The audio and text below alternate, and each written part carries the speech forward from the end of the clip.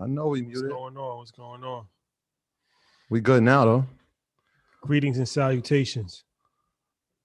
What's good to the good people? All right, we go on that side. Ernest, what's going on, too? What's going on? Everybody out there, what's going on? Another glorious Monday. What a time to be alive. What a time to be alive. Let's get it rocking.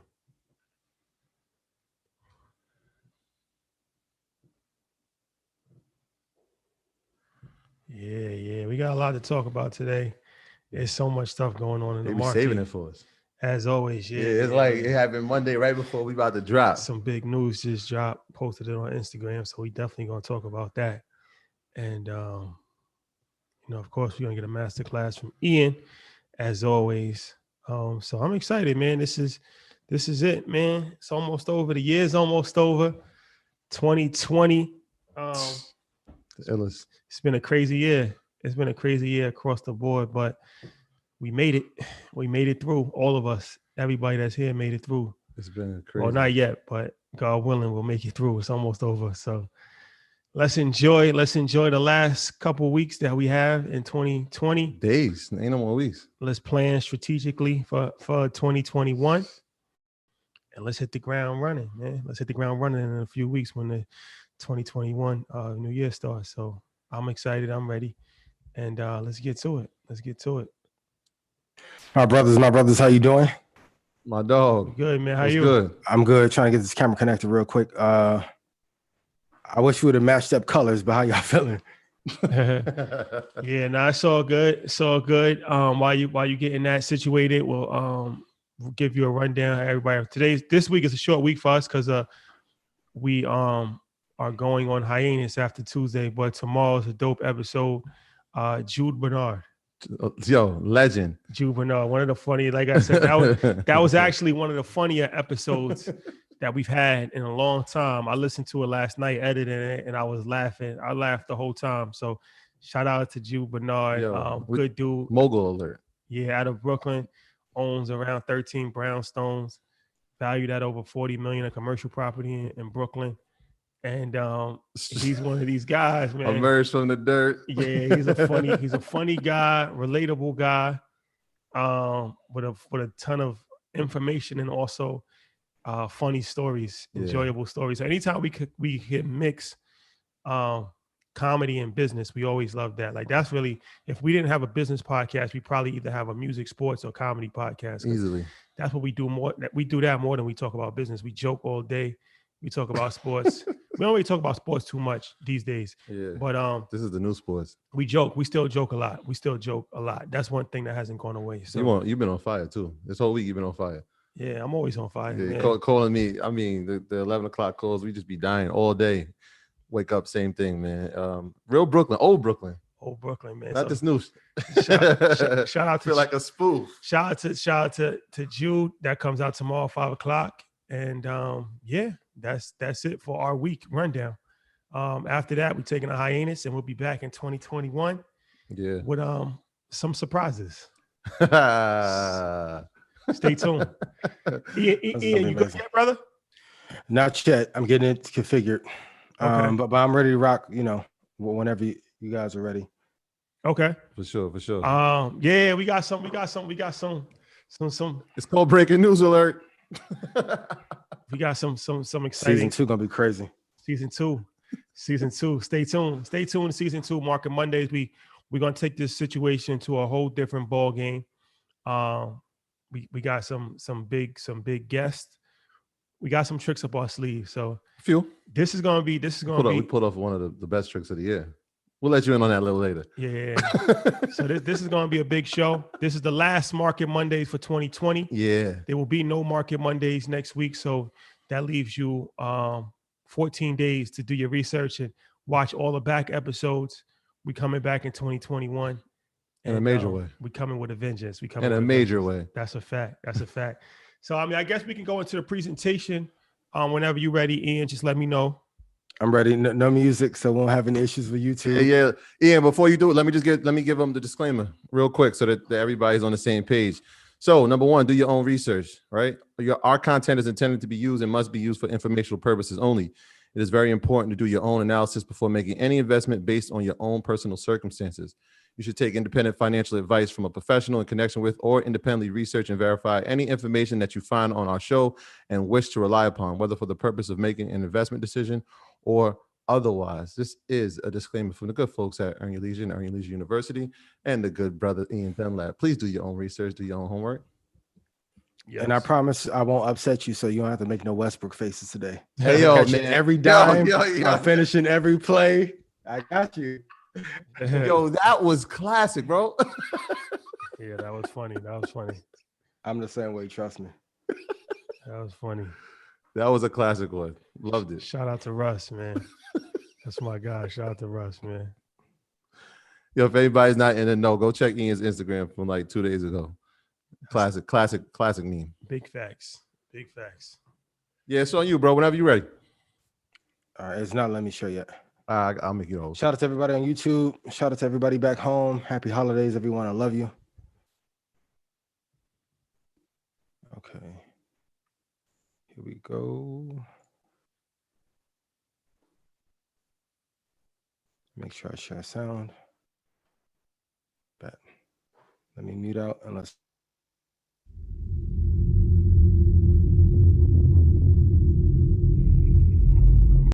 You want to be on YouTube so bad. You want to be on Market Mondays because you want to be on or because you want to be on YouTube? Because I want to be on YouTube. Tell everybody, hey. Hey, I'm going to make my own channel tomorrow. Green means what? Up. Give me a company that makes computers. Apple. Give me a company, or give me a store that you can walk into that's publicly traded. Amazon. What about Target? You can walk in a Target?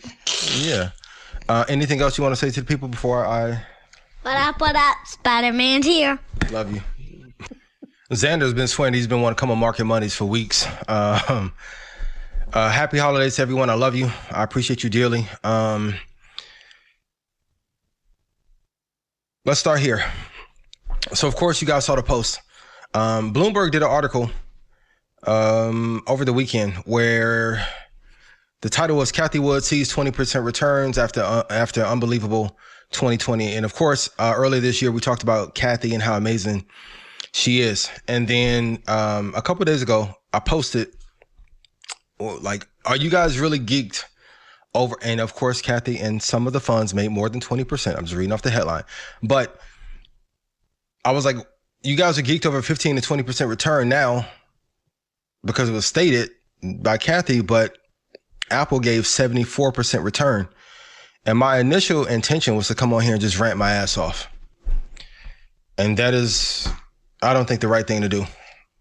Ranting, that would be based on ego. So I want to start this off different and ask you, with all the information that we've given. So if you would have invested in Apple 10 years ago or 5 years ago, 10 grand would have turned into 50,953. AMD is up 500%, 600%. But me knowing that these stocks are going to take off is not enough. Let me know what we could have done better that would have induced you to actually invest in these companies if you missed out in March. Please type that in chat. I really want to know. I really want to know. Because as being a part of this movement, it's not enough for me to be like, hey, I knew this was going to happen. And I know some of you are like, hey, you can lead a horse to water but can't make him drink. But if you're on fire and there's a lake nearby, I need to push you in, whether you want to go in or not. So what could we have done to induce you to actually take these companies serious? Because the only path to freedom that we have is actually investing in companies. You can't trade time for money and get there. And second, so I'll go from accountability from me to you. What caused you to not buy? Because this is one of the greatest decades in modern history when it came to investing. So if you look at the most profitable indexes and ETFs of the decade, I want to walk through some. Kudos to Rashad and Azim for posting this over the weekend. But let's just look at a 10-year period of, let's start with Apple and we'll dance through a couple. So if we go from 2010 through 2020, 10 year, look at this return. Look at this return. We are looking at almost 1,200% return. For Borno Apple, let's look at another one of the top companies of this decade. So let's go down and look at percentage, and let's go 10 year. Amazon is right at 1,700% return over a 10-year period. Let's look at Tesla. I think we all can agree, hands down. Kudos to Stock Club members that are still holding. This is why I say buy and hold first and foremost. Look at 10 year. Over a 10-year period, and Tesla was not an easy hold. Talked about a base before, and Tesla stayed within its range. For those of you that were in it for a long time, whenever it got to a high, it dropped off 50% literally from the high. And tonight, once I go through the presentation, there's a key lesson that I need you to know, regardless of what it is you want to invest in, that you need to apply. And if you do, you have a 90% probability of making gains out of the market. But Tesla's up 10,000%, 10,100%. Amazon, 1,600%. Kudos to my guy, Ty. This is one of his favorites. It's been slept on for a long time and not talked about enough. Lululemon. Let's look at a 10-year. Lululemon is up 861%. And let's go to the final one that we've talked about before, NVIDIA. If you didn't invest in these, did you go look at the 5-year and 10-year returns on them? Look how much NVIDIA is up over the last 10 years. And even if we look at 5, the returns are great.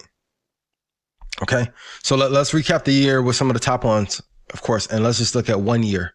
So, of course, Apple done absolutely amazing.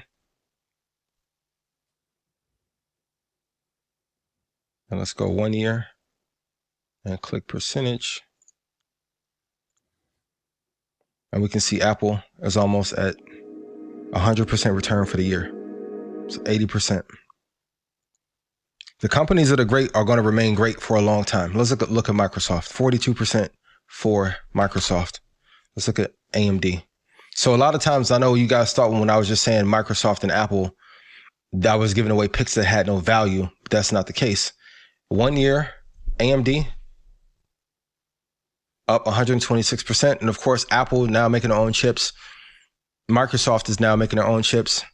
AMD, great. NVIDIA, great. That puts the squeeze on Intel. Let's look at NVIDIA one more time. So this is a part, and Troy is going to do an amazing segment about how to do your homework. But 127%, and one that a lot of people slept on, that I gave away this year, that is not talked about enough. If you look at the 10-year, Mercado Libre is up 2,500%, and year-to-date, 200% return.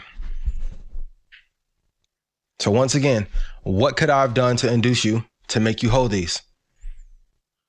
And then what could have been done on your end to make sure that you were in the right companies? And that's why it's very important to silence the noise. The Bloomberg article, I'm sure you guys saw it. A guy became a millionaire off of Tesla. And the key point is, we all can do it. Please write this down. This is the biggest lesson of the decade. Biggest lesson of the decade. Regardless of what you believe in, and even if I don't like the stock, this lesson will apply. Hold what you believe in for 10 years. I don't care if it's crypto. I don't care if it's marijuana.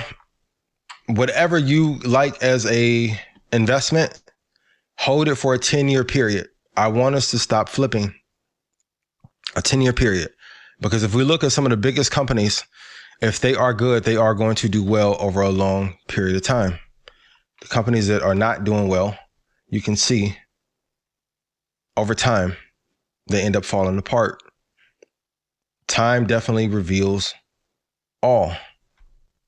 So if there's a company that you believe in, I need you to hold it for 10 years. And if you're going to do that, put yes in chat. And let me walk you through a portfolio. So I posted this on IG, and I want to show you guys here in more detail. So let's say I take the top tech stocks that I believe in, and I put 10 grand in, and I just equally balance them out. And say we do a 10-year period. And we do Apple, Microsoft, Amazon, Tesla, and we do 25% of each. Look at what the returns are. So they're all broken up. So you would have started with 10 grand. Your final balance would be $365,000. Look at this though. The max drawdown, the max you would have lost was negative 17%. Negative 17. Okay.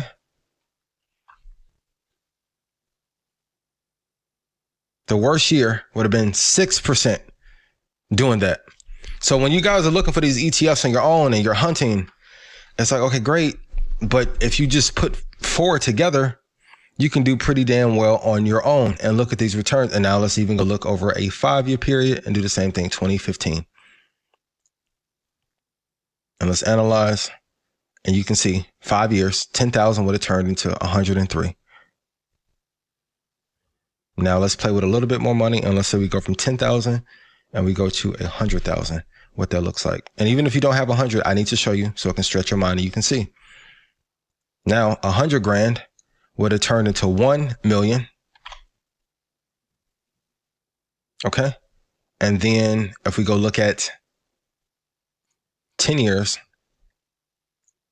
100 grand would have been 3.6. And then for those of you that have deeper pockets, let's look at if you have $1 million and you're in just 5 years. So let's start with 10. Keep the theme going. $1 million would have turned to 36 million and over 10 years. And then if you look at a 5-year period,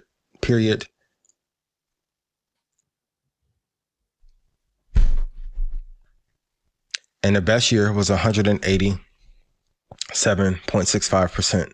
So of course, last week we talked about the market is only down 24 out of 195 days. That's 87.7% of the time the market is up. There is no reason to be afraid if you're holding for long term. The only time people should be getting afraid of stocks is if you are in bad companies or you do not plan to hold for long term. Type yes in chat if you regret selling off some of the stocks that you had this year. And I know some of you, and kudos to my guy, a lot of you are going to say, hey, well, great. This was a great year. Let's look at 2-year returns and let's take out 2020. Okay. Let's do 2018 through 2020. And let's look at what 10 grand will get you with the same kind of, and you can use the same formula and see. This is 2 years. 2018 through 2020. Look at that return. Look at that return. I need you to hold. Please type in chat why you are afraid to hold. And let's pick some years that were not prime as well. So that's fair. So let's say 2011 through 2015. And let's see what the returns are. Largest drawdown, how much you would have lost? 13% would have been your worst year. But you still would have started out with 10 grand and made 47,000. So 4.7x growth. That's amazing. Please type in chat. Long-term investing is the wave. A lot of people tricked you out of your spot and told you that you should deviate, and long-term is boring. It's not. It is not. The biggest mistakes I saw made from this year. So I'm going to post a couple screenshots that I saw. Thank you guys for posting this. Not investing in top companies from the very beginning of the crash. What I want you to do is go look at the top 10 crashes of the last 200 years, and I want you to go study them.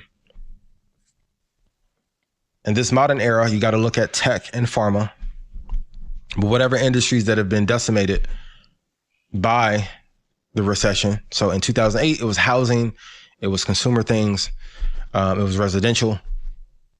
Those bounced very well. This crash was different. The next one will be different as well. So I want you to prepare now while the crash is over. Because when you're in the middle of the storm, in the middle of the fire, it's really hard to prepare and to know what to do. Number 2, over trading. Type in chat, I will stop over trading in 2021 because I do not want to sabotage myself. I'll say it again. I will stop over trading in 2021 because I do not want to sabotage myself. Number 3, not investing more. If this is your first crash, I get it, but never let this happen to you again. Number 3, not taking advantage of the information presented here because it's free. Just because it's free doesn't mean that it's not of value. We came here every week to give you the best picks, best insights, best analysis. Number 5, day trading with no plan. It's a death sentence, but we've all done it. It's one of the most crucial ones, selling long-term investments to trade. This is the formula. So if it's your first time listening, write this down. If you've heard this before, write it down again, but actually apply it. I love that meme that's going around. 2020, you learn. 2021, you want to apply. 21 starts today. Invest first, long-term, for 30 years. Then swing trade, then short-term invest. Some of you will call that intraday trading. Has to be in that order. 80% of your money should go into long-term, even if you don't have a lot. Otherwise, you're going to be ass out. I wanted to give you some examples of the economic moats that we talked about. So high switching cost. Apple is a prime example. So if I go to an Android and I now lose my I can learn to understand Apple Watch and everything in the ecosystem that I have tied to Apple. Don't like that. That's one thing that keeps people fenced in. 2, networking effects. So iMessage in itself is a small social media platform. Facebook at its prime was an example. Instagram is an example of that. TikTok as well. LinkedIn and YouTube. Intangible assets.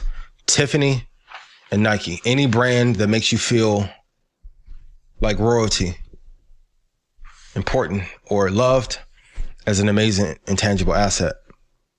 Number 4, the pure value of the brand. Apple, of course, Amazon, the Yankees, and LA Lakers have high brand values. The brand alone is worth billions.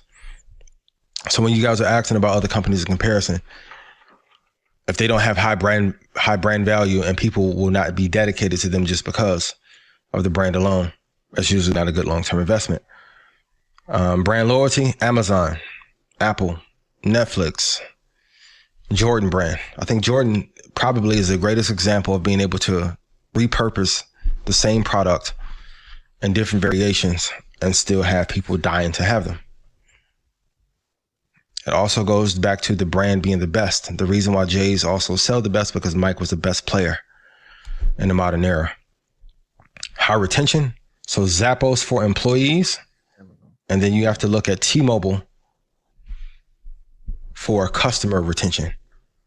Rest in peace to Tony. God rest his soul. But T-Mobile has a pretty high retention rate for customers.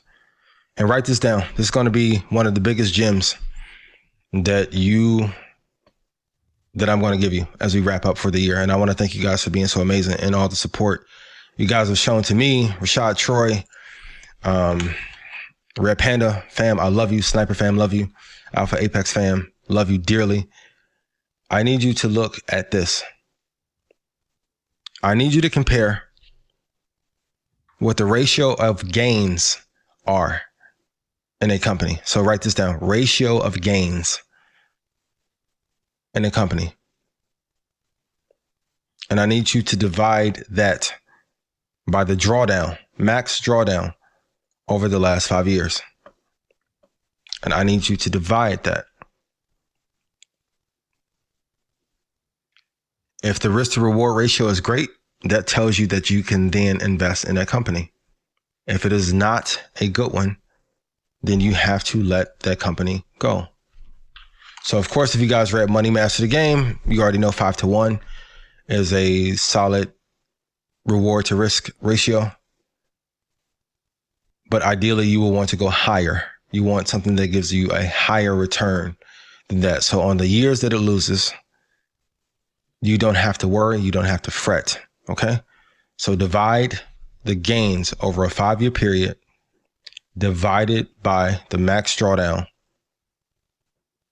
And if it's under 10, you should probably let it go.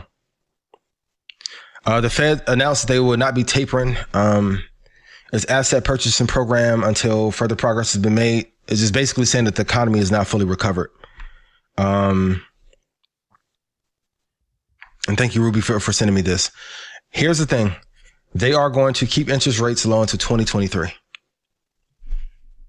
Until then, banks are probably not the best or first asset class you should go into for that reason. Once that easing is over, banks will be great. If you want to position in early, you can. Okay. And then once again, Nikola, no good. Tesla, amazing. And a lot of you have been sending me this note about Michael Burry short and Tesla. Here's what I want you to know. I love Michael Burry. I love the Big Short. But when you are looking at a position that someone else is taking, you don't know what their parameters are. You don't know why they're getting in. You don't know when they're going to exit. So I know some of you were alarmed by it, but if you don't know when he's going to take profit, it shouldn't be in your plan. It shouldn't matter. You're going to have to learn to drown out the noise of everyone else and just follow what is best for you. Of course, some news can give you an edge, but truth be told, more often than not, when you guys are looking at all this information, it's hurting your gains. It's hurting your gains. The only thing I want you to look at is, did this make me more money? And Ruby, thank you for sending it to me. Are the decisions that you are making based off this news putting you in a position that you want to be in? If not, you have to let it go. And this post, I made a while ago, but I think it was timely. In the midst of a recession, you have immense opportunities. And I'm not saying to invest in penny stocks, but when you have an incredible opportunity like we did in 2009, and no recession will look the same, no drop will look the same, you need to know the areas you want to get in advance. Your homework for today, I need you to write down, if the entire market fell apart, what are the top 20 companies you would invest in and where would you get in? As we wrap up, I love you guys. Keep a 5-year focus on your portfolio.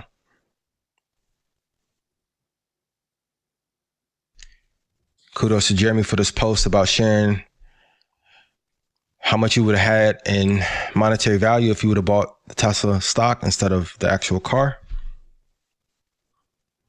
And if you have a truly diversified portfolio, even though the statement was controversial, you're not truly diversified. You're not. You want concentration. And for you who always feel like you're missing out on certain moves of the market, you're not. If you got an index fund, you have exposure to everything else. You have exposure to everything else. And stop letting people tell you that index funds or index-based ETFs do not pay a lot. That is not true. It's not true. You can go look up this information yourself. So before we leave, let me just show you one more.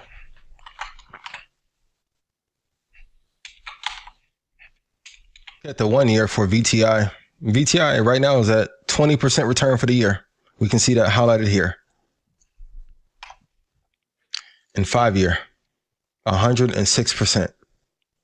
Sometimes these people that you're listening to who are telling you to do different things really just don't want you to get any gains. They want to trick you out of your spot and want to trick you out of your freedom so they can have access to you and control you and manipulate you. I want you to get the gains that you need and never need us. Type in chat, long-term investing is the wave. And too many people spend time analyzing what the 1-year fund level flows are. But if you go down and scroll, you need to look at the net fund flow versus the category and what the trajectory is. Anything that you're looking at, you need to look at a 10-year period. 1 year does not give you enough perspective.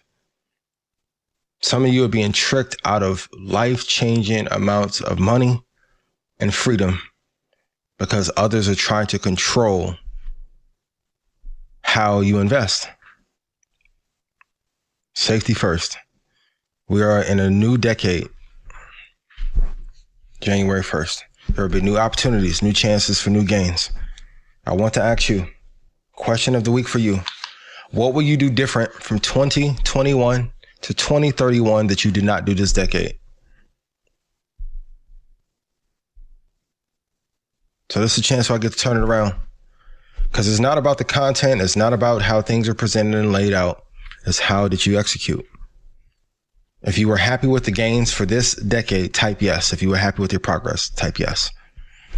If you weren't, type no.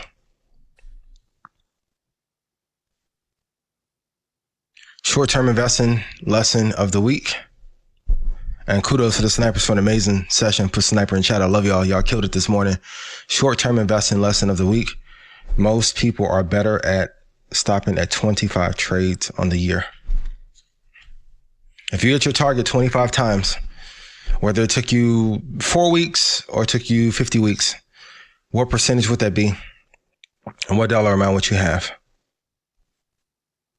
Chart of the week. It's really important. The most important chart we've ever covered. What do you want your life to look like in 10 years?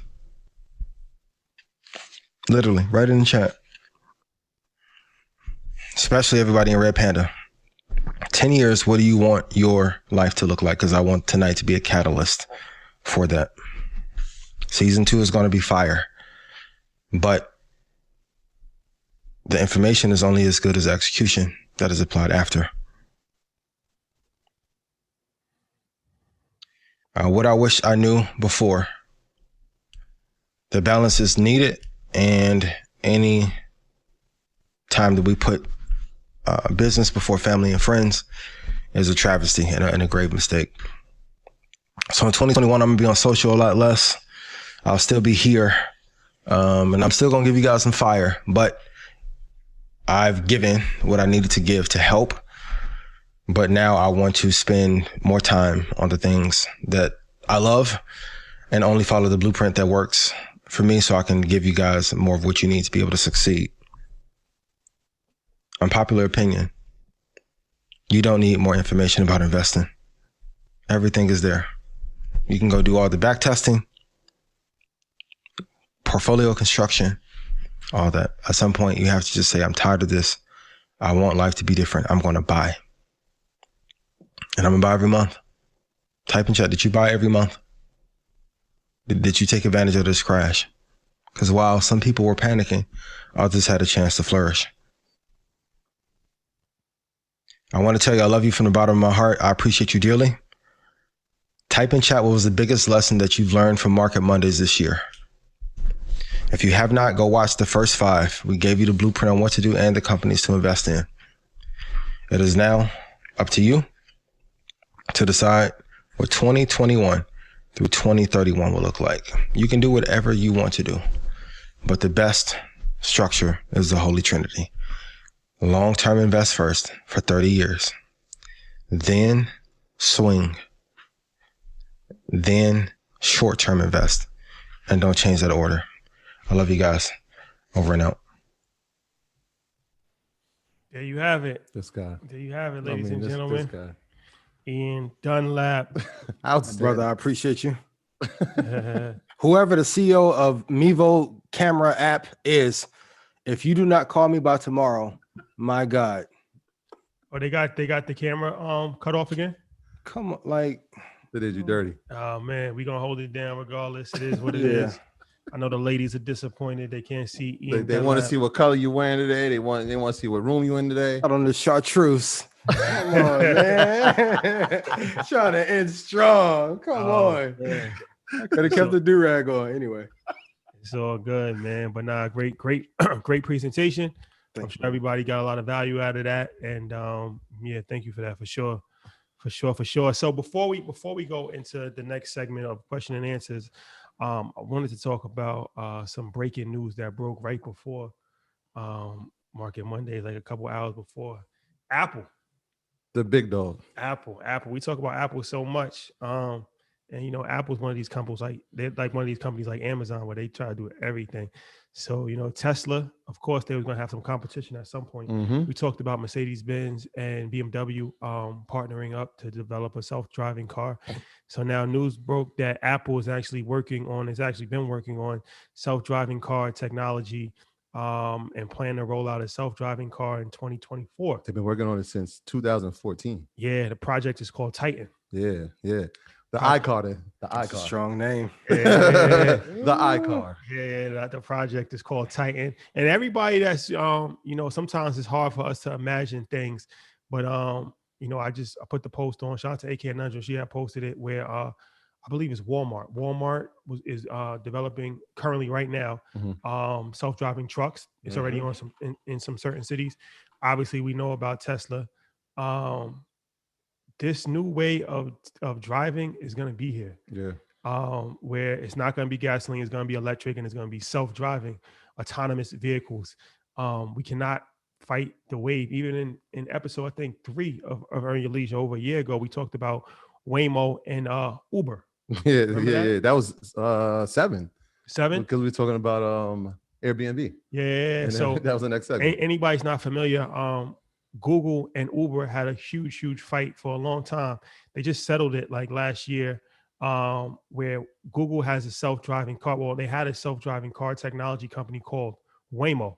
I believe Waymo is now independent. Now, I don't think they're part of Google anymore. But at the time, so what happened was the CEOs of Google and the CEO of Uber were real cool. They became real close. And it's like the business is like the streets, man. Trap would appreciate that. They became real close. And what did the CEO of Uber do? He stole one of the top technology engineers from Waymo. Come over here. And recruited them to Uber. Yeah. And they took thousands of files that Waymo was developing and working on and brought them over to Uber. It's like some real espionage. So Google ends up suing Uber, and they actually settled out of court. And a little known fact, part of the settlement agreement was that Google owns a part of Uber. Mm-hmm. They own $245 million. Not large, just like 0.34% of the company. But that was part of the settlement. Yeah. So that's interesting. Here's what I also want you to recognize, right? So we could talk about Google coming out with self-driving cars. We can talk about semi-driving autonomous semi-trucks and pickup trucks and Tesla's cars and Apple's cars. But I want everybody to really pay attention, right? All these cars need technology. And so if you have your notepad, I want you to write this down right now. LiDAR technology, right? So say that again. LiDAR, L-I-D. This is free game. Free game alert. Notepad's ready. Free game alert. LiDAR. So it's 3D image, and what they do is it's a light detection and ranging sensor. And so everybody has it prior. Now, if you had an iPhone 12, you see the 3 cameras on the back, but there's that little black dot. And so that's LiDAR technology. And so like if all these companies are coming out with these cars, then they're going to be using that technology. So I'm going to give you two stocks and do your own homework right now. Well, after you watch Market Mondays. This is for the people that's like, yo, what's next? What's next? Like y'all said the other stuff in the past. Y'all said Moderna, y'all said Zoom, but we forgot. We wasn't paying attention. So what's the next wave? Watch this. Ian, you're going to be so proud of this. All right. So write this down right now. Company, Velodyne, ticker VLDRW, Velodyne. I want you to look what they've done since that announcement, that Apple announcement. Look at what the stock has done after hours. Also, look at Luminar, ticker LAZR, Luminar. Both are in the LiDAR technology field. Both have gone up over 25% respectively since 4 o'clock today. When that and you held us from me when we talked on Facebook. Both of these. Damn. So when you think about what's next, right? It's like, yo, I always use the analogy. I think it's dope when Trap told us, he was like, yo, man, if everybody digging for gold, somebody got to sell the shovels. Well, if everybody's building these vehicles, somebody's going to have to sell the technology. And so please keep that on your watch list, keep an eye on it, and do your homework on it. Please do yourself a favor. And then a lot of people, you know, they have a theory that it's like self-driving cars are really, really dangerous. But if you really look at it, did some research, and 1.3 million deaths, 1.35 million deaths worldwide in 2016 because of car accidents, 2.4 million injuries, car crashes. 2 out of 3 people will be involved in a drunk driving crash sometime in their lifetime. So people have concerns about computers driving cars, but probably people are way more dangerous driving cars than computers for a variety of different reasons. Computers don't sleep. Computers don't drink alcohol. Computers don't text and drive, smoke, use drugs while they're driving. They don't do a variety of other things that will take the distraction off.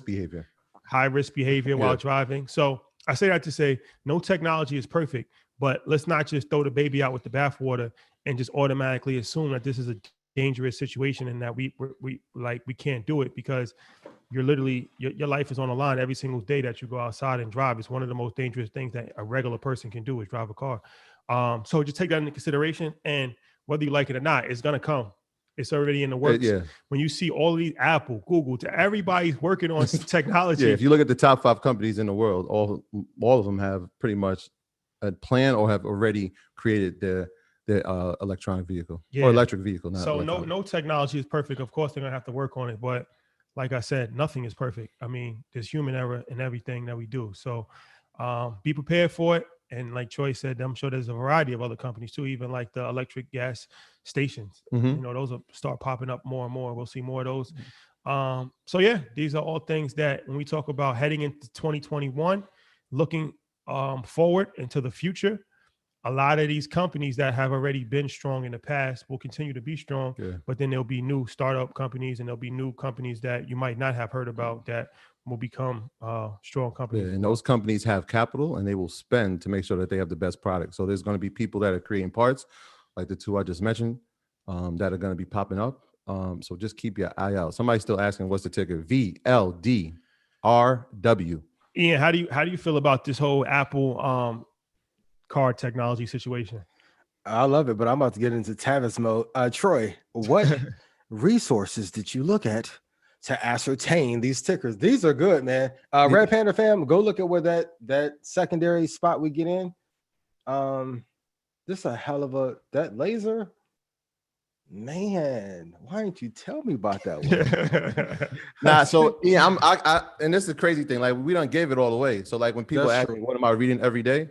Like, I'm reading every day. Like our group chat knows, like, I might not be texting. It's because I'm reading. I'm always reading. And so that information, it just came across. I was still doing some research, and I'm gonna show you in a little bit. And I saw it pop up. I said, oh, I sent it to Shotty right away. I said, bro, he said, game changer. We've got to cover this. I definitely love what Apple is doing. And for context, for everyone else listening, the top 5 companies are not looking to be the best in their category. They're looking to dominate the entire world. Bad companies want to stay in their space. Great companies want to invade a whole bunch of other, like, look how many, watch, in 5 or 6 years, do not be surprised if Apple takes over Robinhood as a fintech company. You're going to call me crazy. I'm going to laugh right back at you in 5 years. And the thing, from my understanding, I got to do some more research, but they might not necessarily even develop a car. They're working on the technology. So like they already have Apple CarPlay, which is in pretty much, is compatible with almost every car. So imagine if Apple's saying, like, you know what, we don't even want the cars. We just want the technology. Here, Volkswagen. Here, now we can cross promote each other. Who wouldn't want to partner with Apple and who wouldn't want to be the first car company to say, we're rolling out Apple's new technology for self-driving car, the Titan program with Volvo, the Titan program with, Audi. Like, that'll be crazy. So Apple always got a trick up their sleeve. And think about the revenue streams now, right? You got products, services, iPhone, iPad, MacBook, wearables. My headphones just came in. I should have brought them down. The the new wearables. Pros, yeah. You know, so the Max, the overhead joints. So like you're just adding now to the revenue stream of a company that was it 2.2 trillion, Yeah. wealthiest company in the world. And then, like Ian said last week, you need 24 streams of income. So, you know, you look at a company like Amazon, they got 1 million streams of income. So, Apple, no different. So, you know, it's something to be aware of. But technology, man, technology will be here long after we're gone, and it's only going to continue to evolve. So, we head into a new decade. That's a big fact. We head into a new decade. So we got to prepare for it. We got to prepare ourselves for it, our families for it. And I'm excited. You want to show them? Yeah, something? Can we do something? Yeah, let's do it. Hey, Ian, can we do something? Of course, let's go. Appreciate you. Can you please hit the like button. Hit the like button. We got a question the other day in orientation. Shout out to Janet for hosting orientation. I popped in here and I gave him a little sneak peek. And the question was like, you guys always say, do your homework. Well, what is the homework? And so I was like, you know what? Maybe we should let them in a little bit on the homework, because when you see how much homework has to be done, you realize why we say, don't pick 45 companies. Don't pick 100 companies. You just can't do the in-depth homework that you need to. And so since we're talking about this great company, Apple, I'm gonna share my screen. Yeah, put the caps up in the joint if y'all can see the screen. We wanted to end the year with a bang, so we're giving out a lot of jewelry, a lot of free game. We're giving out Kwanzaa gifts. Hey, yo, y'all see what type of time I was on? So when I saw that article, this is my screen. Like we ain't gonna play games. This is what I'm looking at. And so I'm gonna come to this site right here. Thumbs up if you can see it. Fire emojis if you can see it. Site is called Estimize. Estimize. You can see it right up here. Estimize. Right. And this is something that I use when I'm doing my homework, when I want to see the potential revenue or earnings per share of a company. So I'm gonna walk y'all through this. Estimize. Write this down. Put this in your notes. We're gonna go on a journey right here. All right. So obviously I've put in my search here, Apple. This is the company. And so on this site, we have over 33,000 people following it. There are analysts. So analysts could be retail investors like us, or there could be some institutional investors. However it is, they're here. There's almost 11,000 of them. This is the top analyst, right? So this person has based his research and created an estimate that has come back at a high percentage, right? And so I'll explain that in a second. This is the next part here. So like every Monday at 9 o'clock, I'm telling you the earnings. When's the next earnings? When's the next earnings? Well, I'm not just picking that out of the air. I'm literally watching the calendars here, right? So this tells me that Q1 for 2021, the first quarter 2021, that's going to be coming in about 42 days, 19 hours, and 12 minutes, right? Estimate. So it should be around February 2nd, maybe in that week for Apple's earnings. And so let's do some real research here. Let's do some real crazy. All right. And so when you get to the site, you're going to see this EPS. And for those of you who are not familiar, I know there's a lot of beginners. EPS, and I know it gets scary, that is earnings per share. And how it's calculated is the profitability of the company divided by its outstanding shares. That's teacher mode right there. Like I'm giving the notes out. EPS, earnings per share, profitability divided by the outstanding shares in the company, right? And the revenue is how much the company took in. And so when we look here, the higher the EPS, the more profitable. And so Apple, if we're looking at first quarter, right, 2019, this is also true, right? If you want to see what a company is going to do, look at this past performance. And so this is first quarter 2019. And so we see what the estimates, this site, all these analysts said the earnings per share would be at 105. Wall Street said 104. Apple actually did 105, right? And so it kind of beat Wall Street's estimate. That's Q1. I want you to remember Q1. Remember it. We're going to come back to it. Here's Q2, and we can track it. Estimize, the site said 61. Wall Street said 59. Apple actually did 62, right? 0.62, right? And so we look at here, we're going to just go look at Wall Street because, you know, those are the big wigs, right? We'll look at Wall Street in actual. And so we got Q3, they had 52. Apple did 55. 71 for Q4, and Apple did 76. So it's beat Wall Street's estimate for the year of 2019. Let's look at Q1. Q1 again. I want you to notice something, right? Its best quarter has been Q1, right? So if we look at fall 19, we got 104. We look at fall 20, right? We got 113. So year to date, we've seen some growth here. We've seen growth, right? From 1.04 to 113. We've seen some growth.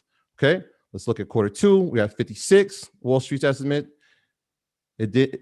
Was that 64? So it actually beat Wall Street's estimate.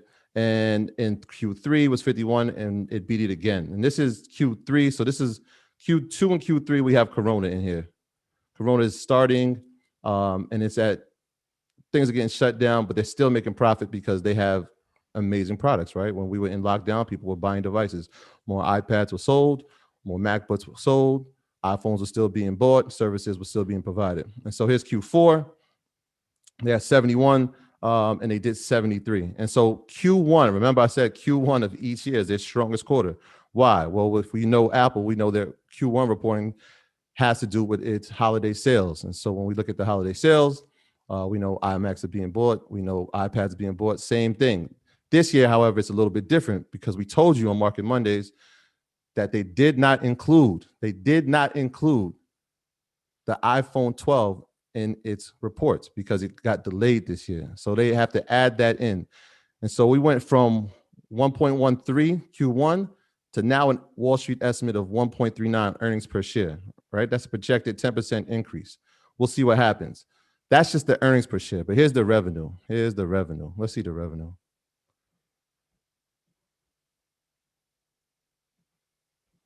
Yep. Oh, don't do that. Oh, it's going to dead me. It was going too good. It's going too Cat good. can't live with it. Can't live without it. Nah. We're going to get them. We got it. Everybody take a chance real quick. Take a moment to like the video, please, and share with your friends if you've gotten some value from this today or this year. Please, here we go. Please share in your Instagram stories. Tell a friend to tell a friend. We're just getting started. It's going to be a glorious 2021.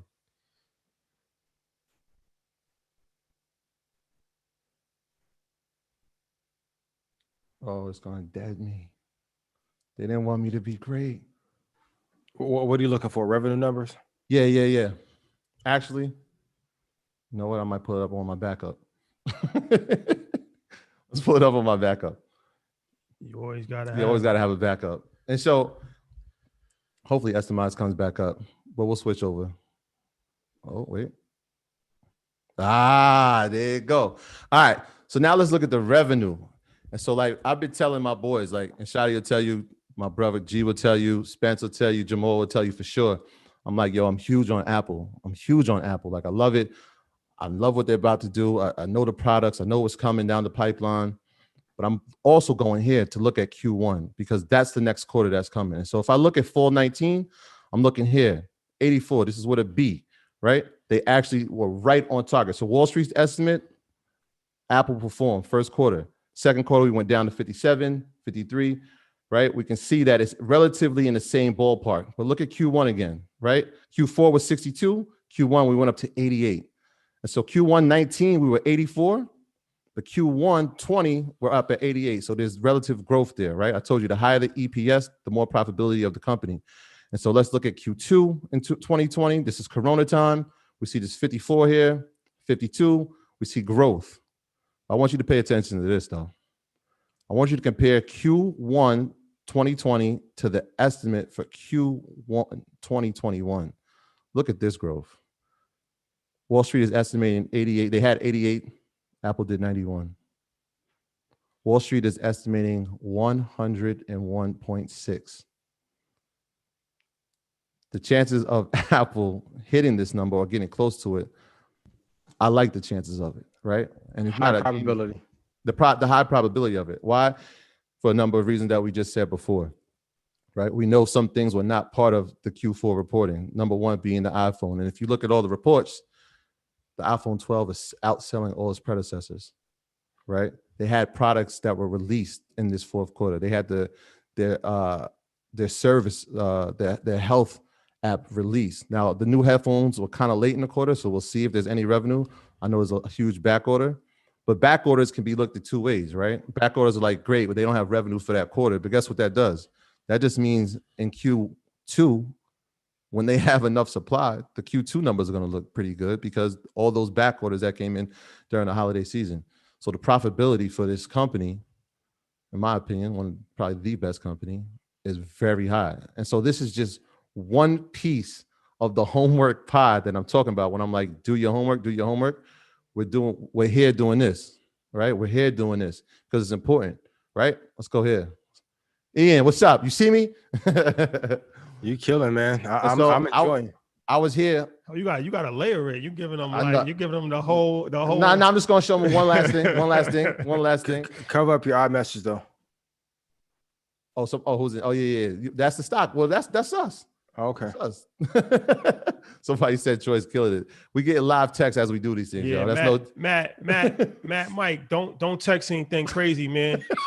If you text anything crazy, I can't save you. Yo, my screen is on share. Just be easy for a sec. I can't save you. And so I was telling my team, I'm like, yo, in the chat, I'm like, yo, bro, I'm looking at these numbers for Apple.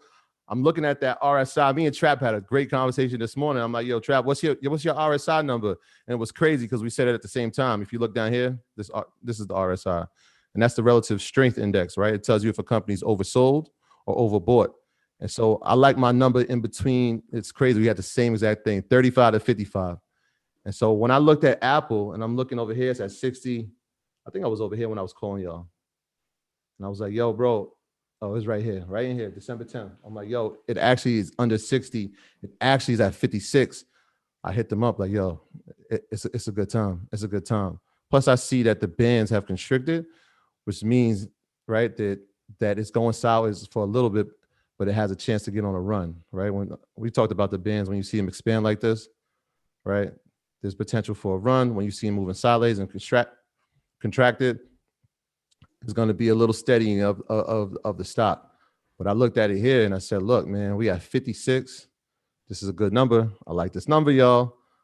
And then we went up. So now you can see that the RSI has gone up too. And so when I'm looking at it, this is like part 2. Now, my orientation people, be careful. I'm going to give them the rest. This is Yahoo Finance, right? This is Yahoo Finance. My orientation people, y'all was there.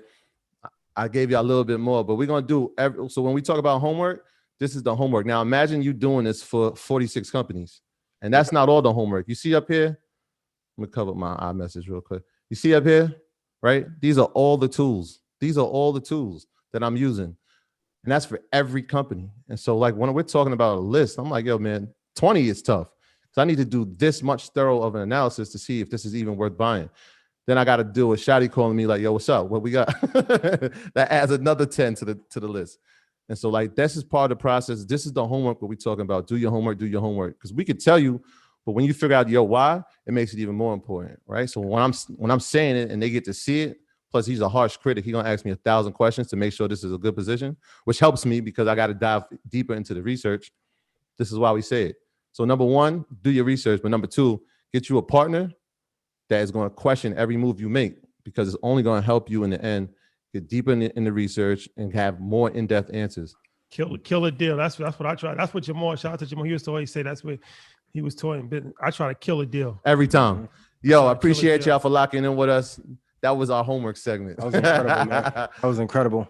Big caps in the chat for us. If I can add one thing, I want you guys to look at Apple. Give me the 5-year Sortino index rating, and then tell me what the ratio of revenue divided by net income is. A good company will have a minimum of 4 in terms of that ratio. And everybody put up some fire emojis for Troy because that was incredible. We're gonna go fundamental heavy next. Oh, I can't wait. I'm gonna throw on every old Rough Rider beat and go crazy. Let him shut it. That was incredible, man. Yeah. I love that. But that's what the conversations are like. Yeah, and I want to yeah, man, I'm proud of you, man. I'm proud of you. I want to say that publicly because Troy is an inspiration to the average person out there. He didn't have any background in business or investing. He was actually a school teacher. He's for up until this year, and physical education and health school teacher. So it's like, you know what I'm saying? It just goes to show you that you can master whatever you put your mind to. Once again, he doesn't have a business background. He doesn't have an investment background. He comes from a background of education in the public school system. So, you know, sometimes we think like, oh, this is Ian, he's a master investor. Like, you know what I'm saying? Like he's been doing this, or Rashad's a financial advisor, but literally anybody can can become good at anything that you want if you commit the time and you dedicate yourself to it. And he's a perfect example of that, man. He's extremely knowledgeable, and he's very, very committed at improving his education. And he's done that, and he's a fast learner, and he's teaching us. He's teaching us a lot of stuff as well. So it's big. Yeah, kudos to him, man. He's gonna he's gonna be teaching a class for EY University too. And that's another thing too. It's like sometimes you gotta get out your comfort zone. I've been pushing him for weeks to become more vocal, to show more stuff, to say more stuff. You know, he's more of a, you know, he's in the cut. He's more like, you know, in a laid back vibe. And I've been pushing him. I've been pushing him to get out of his comfort zone. He's not on social media. He don't really do that. But that just goes to show you too that, you know, sometimes you can get out of your comfort zone, become uncomfortable, and it works out. It works out. So that's a good story to highlight for outside of business, just life in general.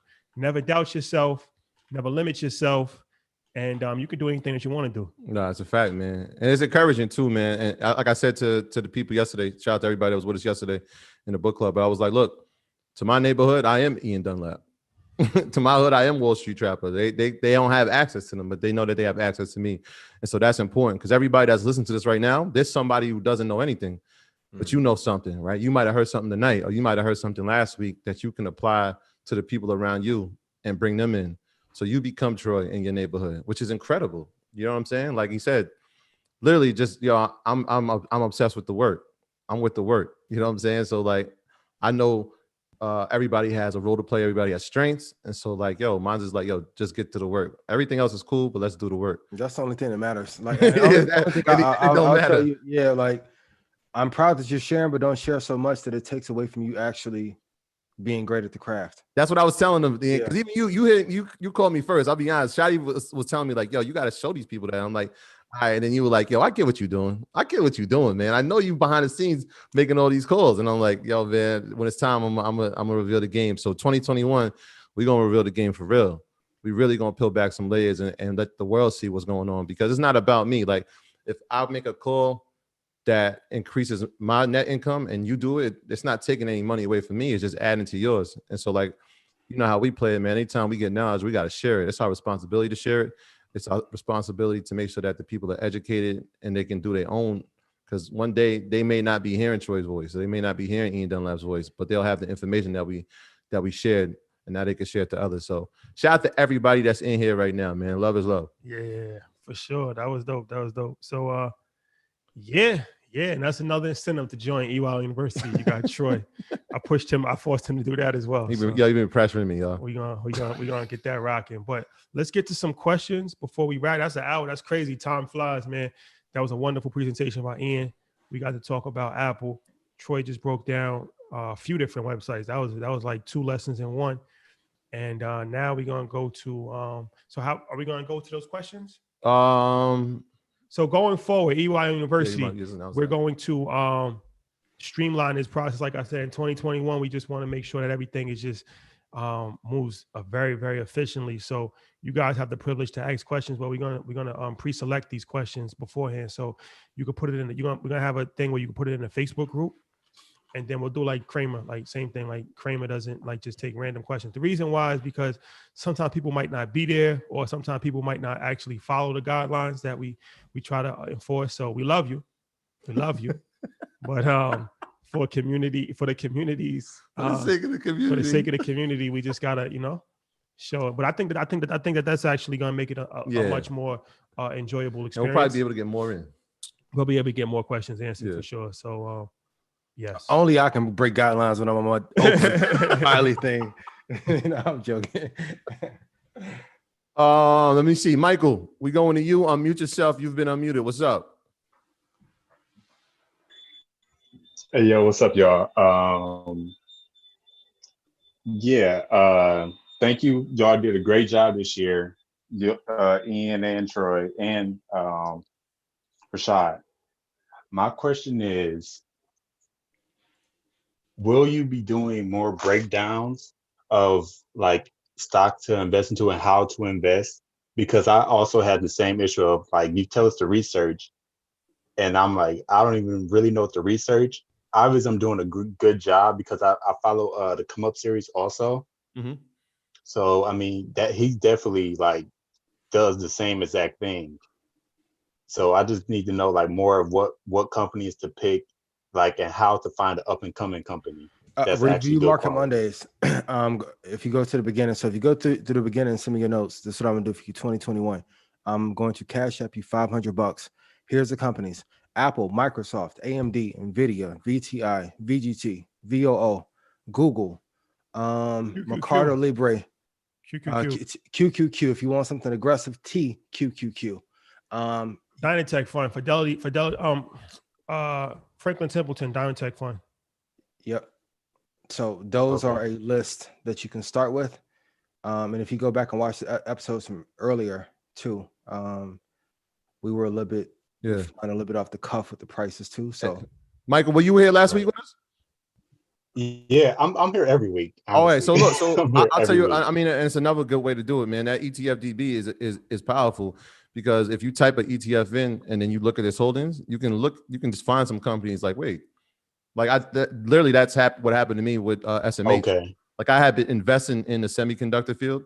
I had Qualcomm, I had Nvidia, I had AMD, and then I looked at its holdings and I saw TSM was the largest holding. And I'm like, well, what's TSM? Well, let me ask you this. What do you need? Because Ian said, as far as like just the basics, especially if you're just starting out, right? Like if you just start out, never invested in stocks. He listed like 10. Some you might have, I'm sure some you heard of, some you might not have heard of, like QQQ, something, even though we've mentioned that before. But what are you having trouble with? Because it's like, are you having trouble with actually just opening up an investment account, or how much? No, well, I have one.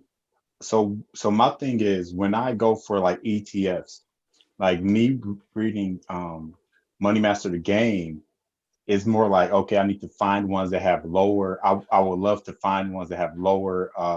What is it, the expense rate ratios?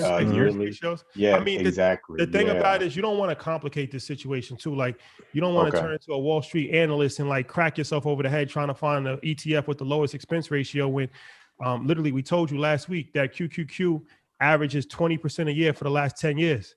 Are you not going to invest in it because it has it has a higher expense ratio? Like I'm saying that to say, not to like, say that you're not doing that, but I'm just saying that's a good question just in general. Sometimes it's analysis paralysis. We have to take the first step, and that's not the deciding factor. The deciding factor is future potential and growth. So like I said, I mean, that's just an example, right? QQQ, just off the top of my head, because I remember it because we talked about it last week, it's averaged 20% a year for the last 10 years.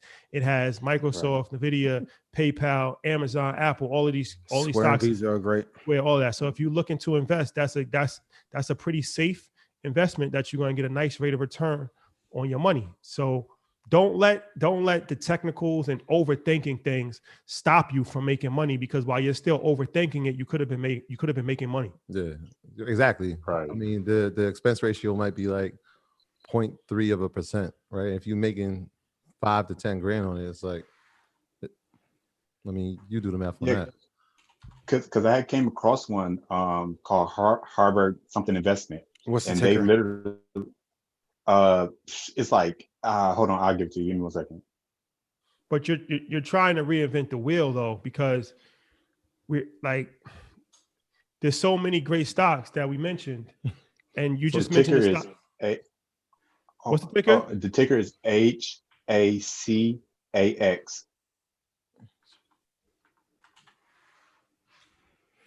Harbor Capital.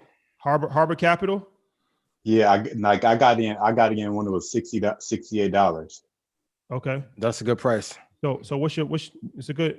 It has a So what's the problem? It just, the expense rate was super high. Like it's like extremely high. So I end up like it was in my, like that's one in my 401k. So I end up like recently I end up like taking more out and putting more towards Vanguard. Let me ask you this: one of the ones in Vanguard. What's more important, net value return after all expenses or expense ratio? If something is giving you 20% with a higher expense ratio, but that's the net after the expense ratio is calculated, and something is giving you 10%, but it has no expense ratio. Let's say hypothetically it has no expense ratio at all. which one is more appealing? I mean, the one that's giving you the most. Yeah, and also if you go to the comments too, like people like Yeah, they giving you a bunch of like nice sleeper we hadn't talked about, and also go through the entire Dow 30. So American Express, no good. I'd rather have Visa, PayPal, and Square. Amgen, not the top. Apple, good. Boeing, okay. It was great if you got it at 100. Caterpillar, okay. Cisco, Chevron, no. Goldman, no. Home Depot, great. Honeywell, no. IBM, hell no. Intel, no. Johnson & Johnson, dead, no. Coca-Cola, no. JP Morgan, no. McDonald's, yes. Triple M, no. MRK, no. Microsoft, yes. Nike, yes. Procter & Gamble, maybe. Travelers, hell, no. Done. Mike, we appreciate you, bro. We appreciate you. Thanks for rocking with us, my man. Samantha, unmute yourself. You've been unmuted. What's up? Hey guys, how are you? I'm good. Good. So I have a question for all three of you. I just wanted to ask, so if you could go back to when you first started investing and knowing what you know now, what is one thing that you would do differently? Put every dollar that I have into the market and not go on no dates and don't buy nothing but that. Yeah, I probably would have never in 2007 when I had Apple at $85 when they announced they were making an iPhone. I would have put more money into that and not sold it because I had no idea that it would correct and then go on a run of a lifetime. That was probably the most valuable lesson I've ever learned. Patience and discipline. Shout out to Toronto. T-Dot. Fact A. Hey. Hey, Toronto, eh? You don't really say it that much. More than y'all think. Yo, shout out to Young Street. We was Young Street mobsters. Queen Street, Young Street. Y'all in Brampton be saying it a little bit more. Wow. We're playing. Who told you about Brampton? I move around. Well, listen, don't let these glasses fool you. I'm up to Toronto. Y'all don't know me, man. Do it. Yo. Brad Hitman hard in Ontario. I'm impressed. But my answer would be, and even this goes back to crypto. I know everybody wants to talk about crypto. And that's one of the biggest mistakes I made in crypto. Everybody knows I still hold my crypto, but the biggest mistake I made was not putting all my money in Bitcoin, like going with the obvious winner. And I think that happens a lot of times in stock too. It's like the obvious winners, we always try to get something better. Like Microsoft, Apple, Amazon, they're not good enough. We want, the startup that nobody ever heard of. And I made that mistake in stocks and I made that mistake in crypto. And I definitely wish I would have not have invested in so many of those altcoins, because I believe in crypto. I believe in Bitcoin, a few others, but that's something that just comes to the top of my mind. The obvious, sometimes things are too obvious for us and we try to make it complicated and we end up hurting ourselves. Yeah. Shout out to Luke and Coffee. I mean, y'all know my story with Luke and Coffee. And that was a conversation that me and Trap had too. He was like, yo, bro, don't try to find the next Starbucks. Starbucks is here. And 2 weeks later, I'm calling Ian like, yo, bro, what is happening? Yeah. Woke him out of his bed. Remember that call, Ian? Yeah, I remember. We've all been there. You stayed up all night because you sat over. It felt like you've been broke up with. Yep, I've been there. That's how I felt when my Bitcoin got hacked. I got in. Kudos to Matt Slit. I know some of you be like, "Oh, you don't like Bitcoin because you only like indexes." So no, I had Bitcoin and then they stole my shit. Did they? What? Oh, you didn't have like a nano wallet or nothing like that? In 2013. Oh man. Tell me I ain't real. You had Bitcoin in 2013? Tell me I ain't real. Yo, them pirates stolen. I'm like, okay, but they stole it, but somebody can get it back, right? I can call someone and be like, ain't no one to call. It's gone. Cry. I'm like, oh, okay. Not fun. That's a feeling. Yep. When there's no one to call, when that money didn't transfer or you didn't transfer it. Like how I was in Bronzeville, like in Brooklyn back in 98. That's how crypto was back then. Like it was just stolen. There was nothing you can do. Take your chain. There's nothing you can do about it.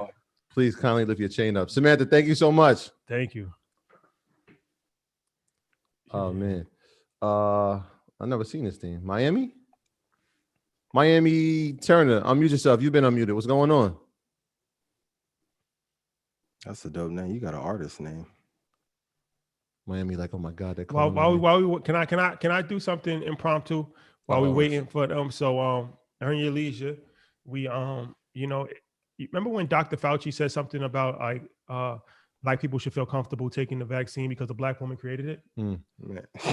It just so happens that I went to school with the black woman that he's referring to. She's a scientist. Really? She's a scientist that helped develop the vaccine. So this is a very controversial topic, but I'm thinking about inviting her on the show to talk about it. But you know, it's always backlash and all that. So type in chat. Yes, if you think if that's a good idea, type in yes. If you think that's a bad idea, type in no. We can get a live public. Oh, it's already yes. She received funding from government or a pharmaceutical entity? She's she works for the government, but she worked with Moderna on developing the vaccine. Her and Dr. Fauci. She has a couple like videos with Trump. She was on CNN. So shout out to her. Shout out to Tamika. We want to. They said no. That's right. No, it's like it's one of these touchy situations. So you know, I don't want to. No. Oh, he's pushing the vaccine. Like I'm just, we're just a media outlet. That's it. Nothing more, nothing less. Let's see this. Dara, unmute yourself. You've been unmuted. What's going on? I'm looking for just some new names. Oh man, I'm glad y'all picked me. What's going on? How y'all doing? Good, man. Good. How are you? Oh man, I just want to appreciate you all three of you guys, Ian, Troy, Rashad. Man, ever since the homie put me on y'all, I've been learning so much. Shout out to the homie. Appreciate it. Yeah, love from Long Beach, man. Love from Long Beach, California. Ooh. Hey, shout out to you. So I got a quick LBC. Shout out to Cali. Hey, I got a quick question. So about this index fund. So in my Roth IRA, I have an index fund, SPHQ. I want to get your thoughts on that, Ian or Troy or Rashad. SPHQ? Correct. It's S&P 500. It's S&P 500 fund. Yeah. Invesco. What you get in? I got it at 30, 39. That's not bad. I want you to do the homework and tell me what the 10-year average return is. It's safe, so you're not going. And even more important, everyone can write this down. What is the average drawdown over a 10-year period? Drawdown is how much money you lose. Mm-hmm. So it doesn't matter if a stock can go up 115% if it draws down 82%. Everyone is going to quote the Munger thing. You shouldn't invest if you're not going to hold for a 50% drop. When you get to 40%, your heart jumps out of your chest. So right. You want the thing with this. That's another reason from a competitor's edge standpoint. Apple has one of the lowest drawdown of any publicly traded company of its size ever. So defense first. So when you guys are looking at growth, you also need to see the downside for how much they can lose, and also are their earnings steady in comparison to their expenses. But it's solid. What else do you have in your portfolio? And I just have Apple. I've been holding on Apple. It's not a bad list. I want to. It's not a bad list. I want to give you a couple. Where'd you get it at? Where'd you get it at? He probably doesn't know. Apple, I got it at 120. Okay. It's in your 401k or IRA, you said? I have Apple in my original brokerage account, a Fidelity, and I have a separate IRA, which is just index funds only. Okay. Yeah, I like the S&P 500 in your retirement account. It's a safe play, and you can't really go wrong with investing in the S&P 500. A lot of 401k plans have that, so you might not want it to be the only thing in your retirement account. Yeah. But retirement account, a lot of times people don't want to actively manage that. They don't want to make trades all the time and that. They just want to have something and just let it rock out. So you can't really go wrong with that. You're not going to earn the most in investing in the S&P 500, but it's a safe, steady play. So yeah. How old are you? I am 26. You have kids? No kids. Man, you better get aggressive, because when the babies come, it's harder. I'm telling you. And a few of you slept on XBI too. Go ahead. So I joined the monthly stock club. Yep. But I got an email this morning, but I was at work. It said that I needed to update the my debit. So can I still join? Even though that? Yeah, of course. Yo, they ain't even put no guidelines up. Come on, dog. We appreciate you. Appreciate you, bro. Love is love. Thank you. Love is love. Yo, y'all being in the holiday spirit. Now one person put guidelines? You guys need to look at also the companies outside of Virgin Galactic that are looking to explore and set up in Mars. No, Nokia is not one of them, but you need to start putting those on your list. I had a name I hadn't seen before. Let's try this. Let's try. Cheryl, we coming to you. Cheryl, what's going on? Unmute yourself. You've been unmuted.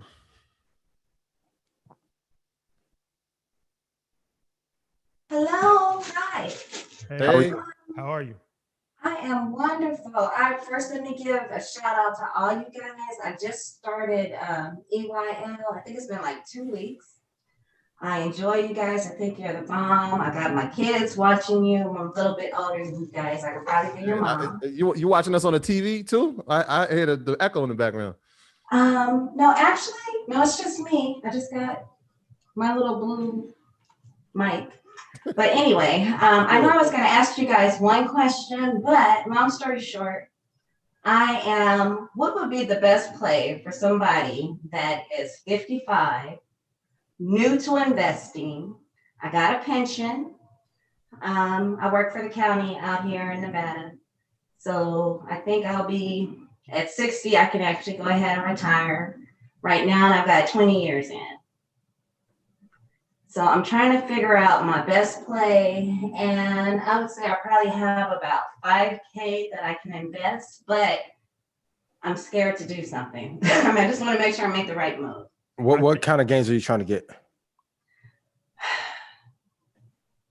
As much as I can get. Have you ever invested before? No. All right, so this is a good question. I'm glad you asked that because 55. Sometimes people think like they get discouraged if they haven't invested like when they was 20 years old or 30 years old, but there's no age limit on investing. This is my personal opinion. Everybody might have a different take on it, but I would start out with something that, is not going to cause you to stay up at night.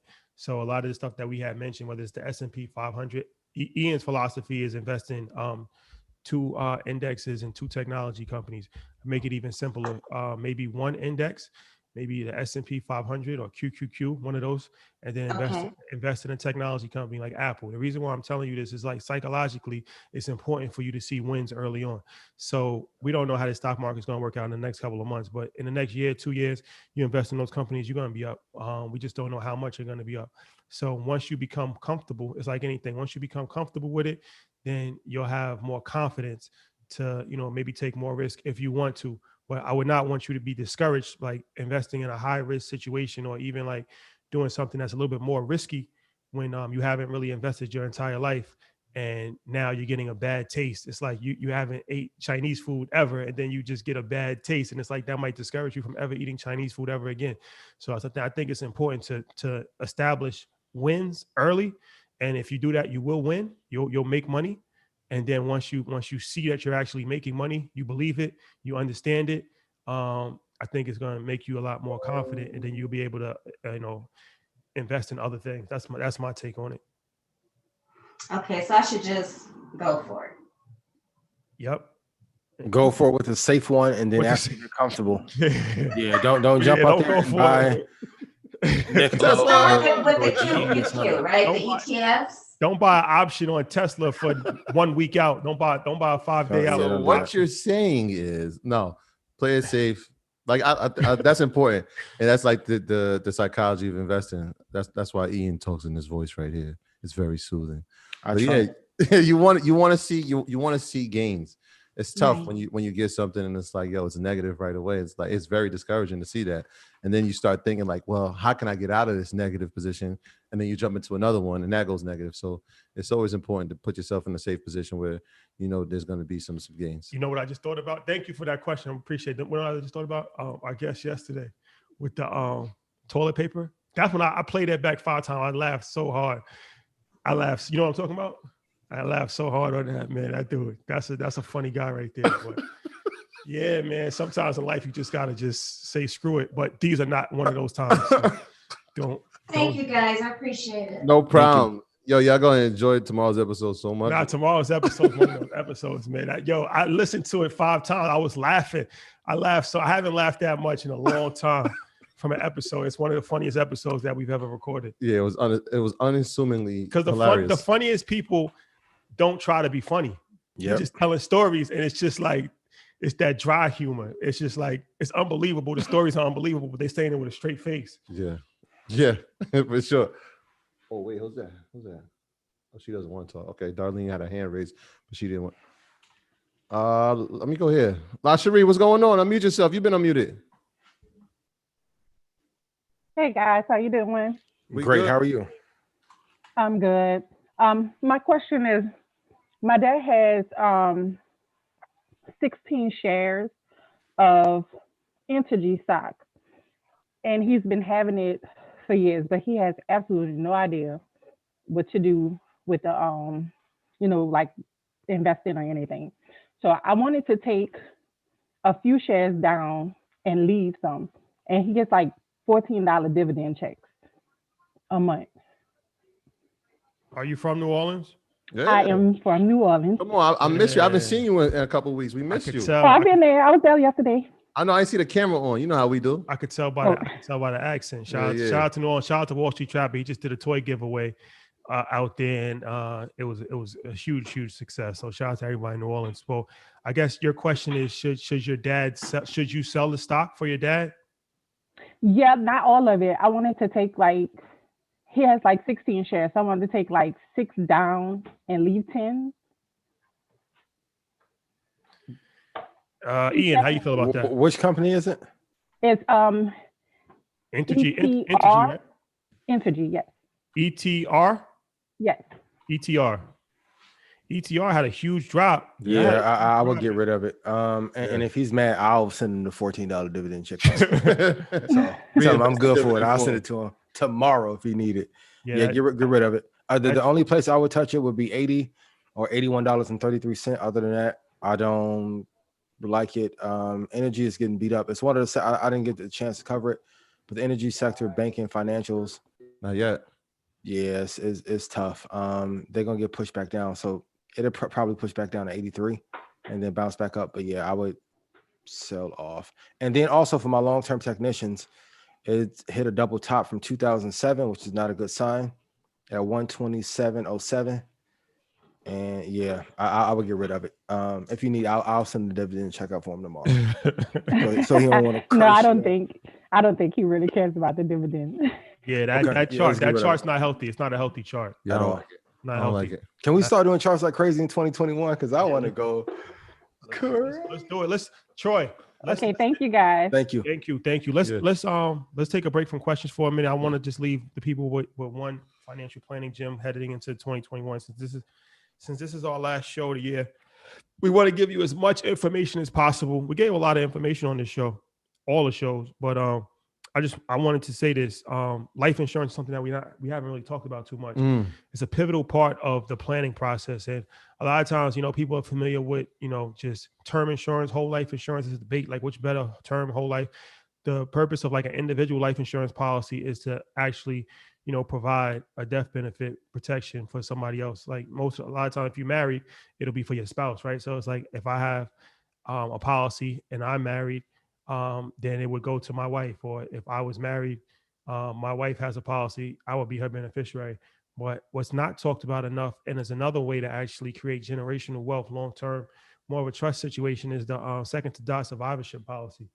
So we talked about that on with the family pack with Trap. But briefly, I'll just go into it. That's a policy where actually it's on 2 people's lives, and it pays out after the second person dies. So if a husband and a wife both have a second to die policy, then the policy pays out after the second person dies.